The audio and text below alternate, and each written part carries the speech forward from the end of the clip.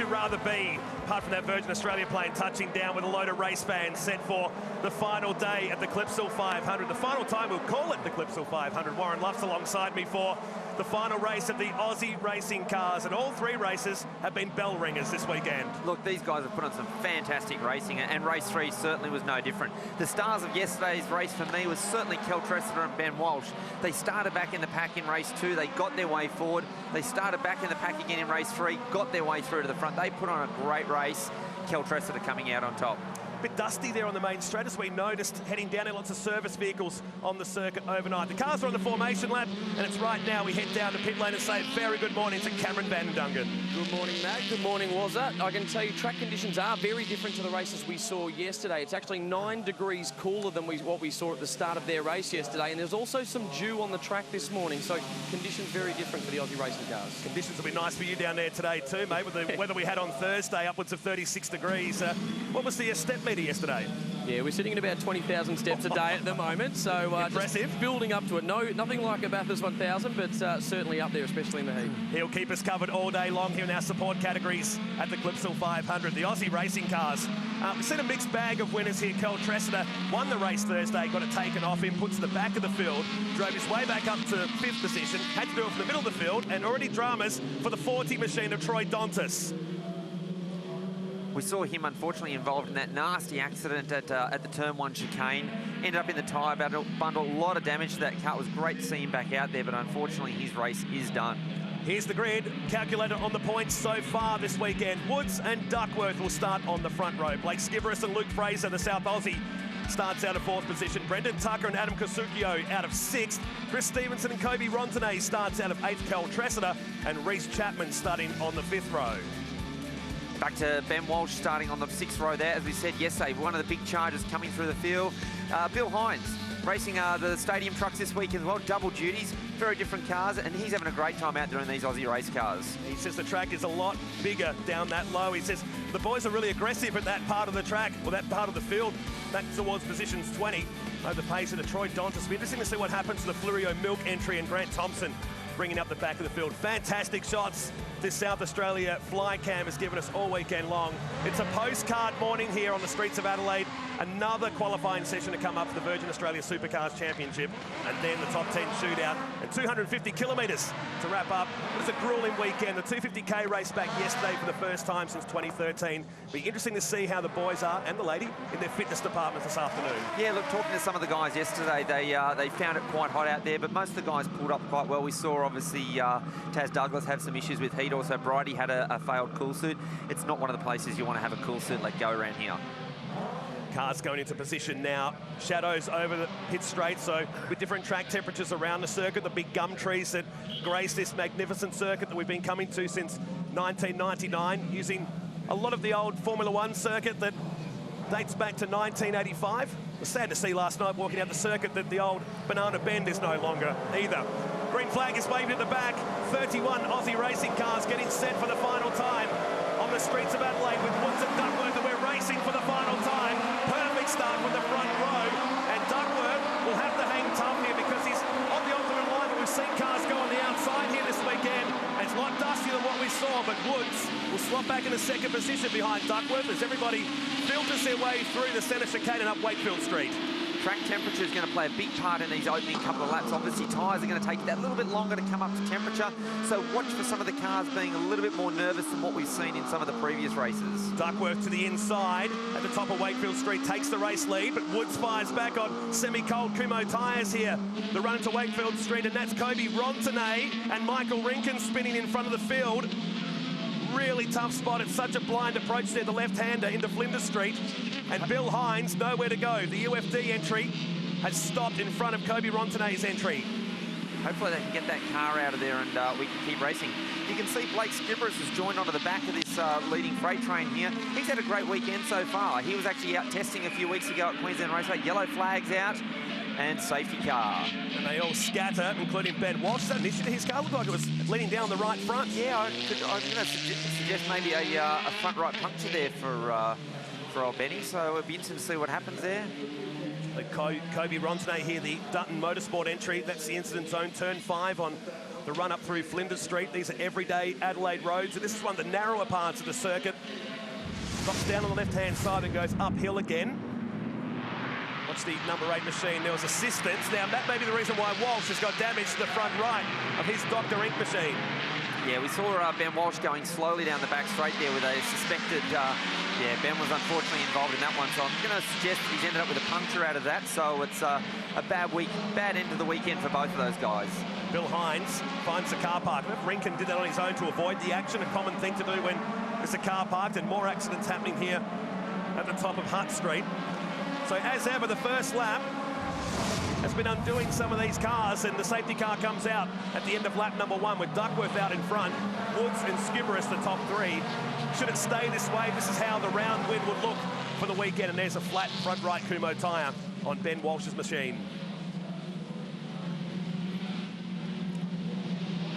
The tyres weren't really up to temperature as it was, so it might give him a chance now to keep putting heat back in.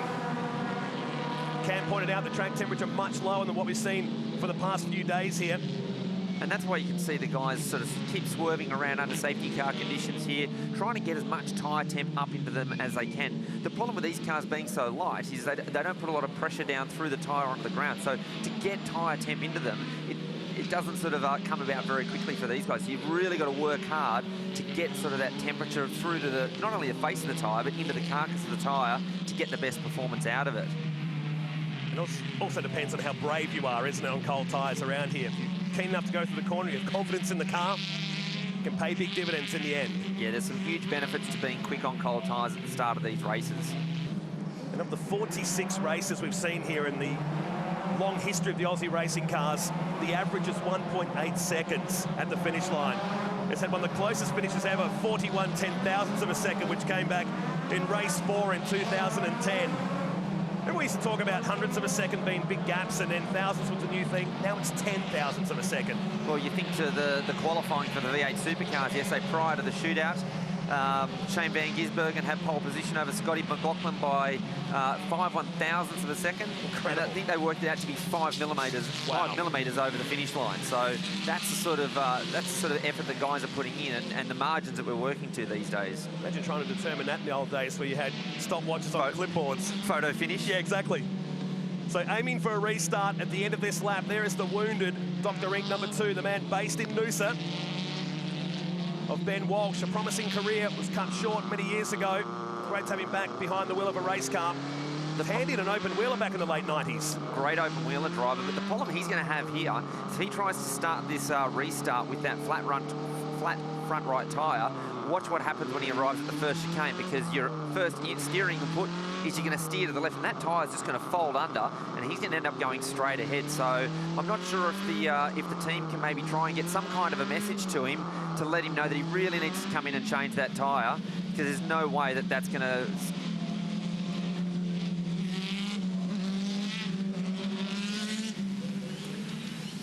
So lights should be going out this time. Let's head back down to pit lane with Cam. The crew have been frantically looking for a tyre down here at the moment. They haven't brought one down to the lane, and now they're working towards it. They thought they were okay with that tyre, but they've looked at it again on the way past. We're seeing it obviously on the big screens, and there will be an attempted pit stop.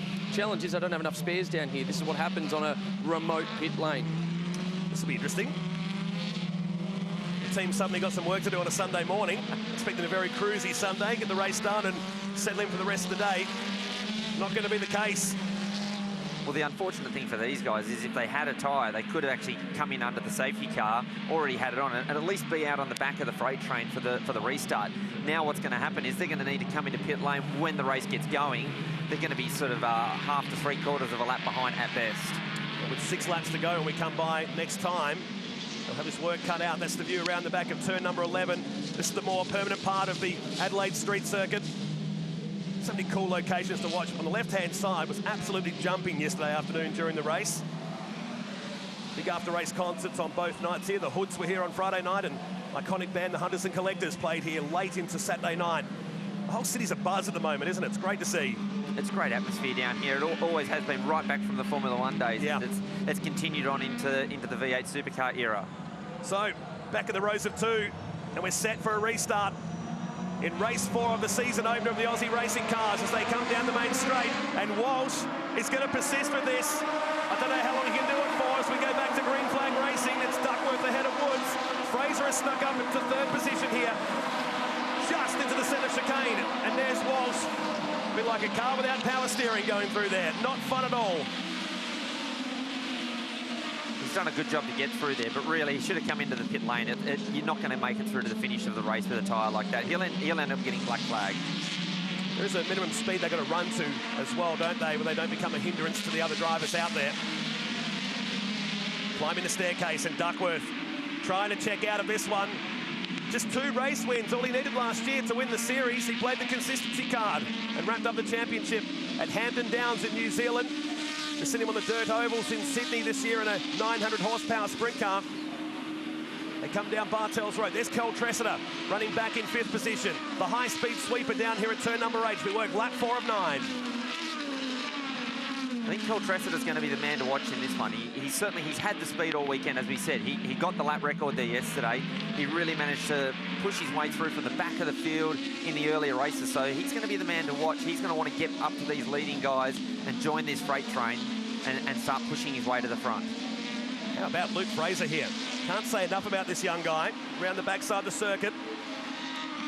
And running with some of the regulars here to the top of the Adelaide hairpin. Now, you can't say he's got a home track advantage because no one gets to run here any other time of the year as Tucker goes down the inside the top of the Adelaide hairpin. They scream on past. Very nimble cars, these are their sequential box. Here's Jay Robson and Tucker. They're back to square up from yesterday. I think they're going to probably give each other maybe a little bit more racing room than what they did yesterday. No one wants to see a repeat of cars getting turned around, and hopefully no one's going to be going for a bit of a get square. A 23-year-old from Sydney making his debut full-time in the Aussie racing cars this year. What's looking likely to be a race-long scrap with Brendan Tucker. He's been around for a long time in the Aussie racing car scene. These guys running 6th and 7th. It's Duckworth and now Kel Tressiter looking to break the lap record, which he now owns, of 1:33.714 on lap 5. Fastest first sector, and these are probably ideal conditions for breaking lap records. The air conditions are nice and cool, so good for engines. The tyres will be starting to get up to temperature now, but he's the man to sort of with a lot of work to do.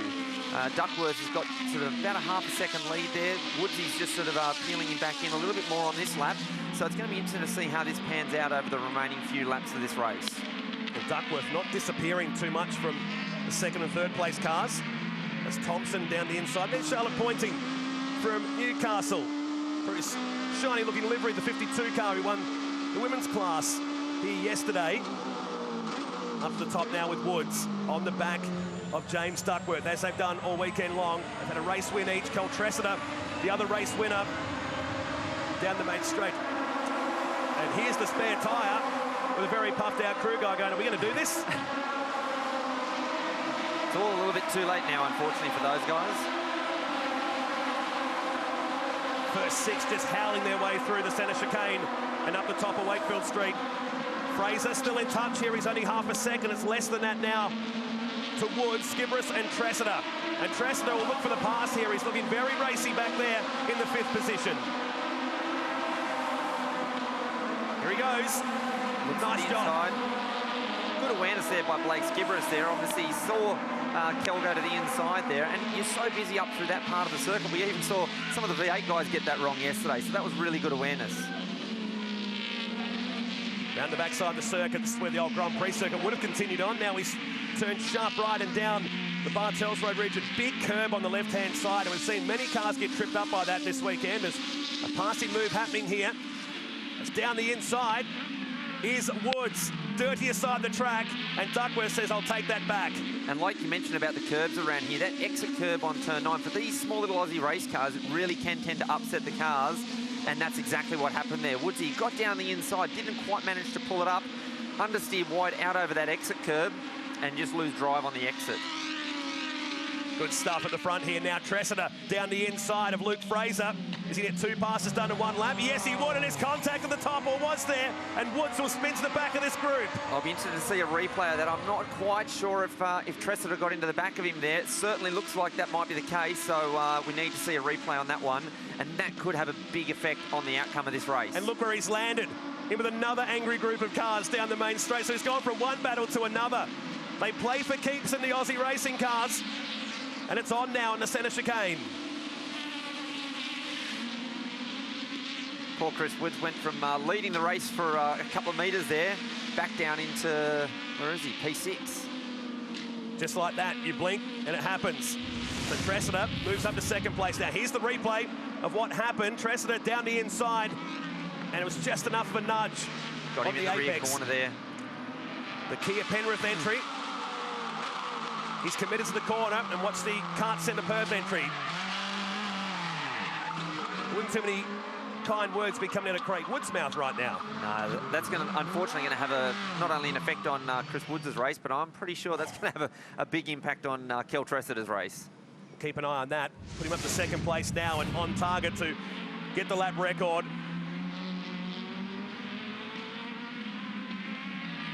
Down into the hairpin. That's Adam Ubergang fighting back with a replacement bonded on the front of his number 63 car. So Kel Tressida is only going to have one lap at the end of this due to that safety car. It's Duckworth right on the edge at the top of the final turn. So Kel Tressida has about 3.2 kilometres from now to get the job done in the final race of the Aussie racing cars. For James Duckworth, he just needs to stay out of trouble here and just really keep it nice and clean, because I'm pretty sure Kel Tressida is going to end up with some kind of a penalty for the incident there with Chris Woods. So for Duckworth, he doesn't need to worry about so much Kel Tressida. Like you see here, let him go down the inside, because I don't think you're going to find he's going to manage to stay where he is in the post-race investigations. And while that's been happening, this man has just been given the bad sportsmanship flag at the same time. So lots to play out in this final lap. Tressida has got the lead. And now, might see himself on the podium position here in the Aussie racing cars. There it is waving in the background. And there's Walsh limping around, sad into his weekend as the leading group go whizzing past on the final lap. Love that corner. Doesn't even lift on the breakdown here to turn number 9. Luke Fraser, another third place coming up for the South Australian. Around the backside of the circuit, and Kel Tressida, we talked about this on Thursday during practice and qualifying. Race 1 last year was the race that probably cost him the series. The Rookie of the Year in the Aussie racing cars. He finished 3rd overall in the championship.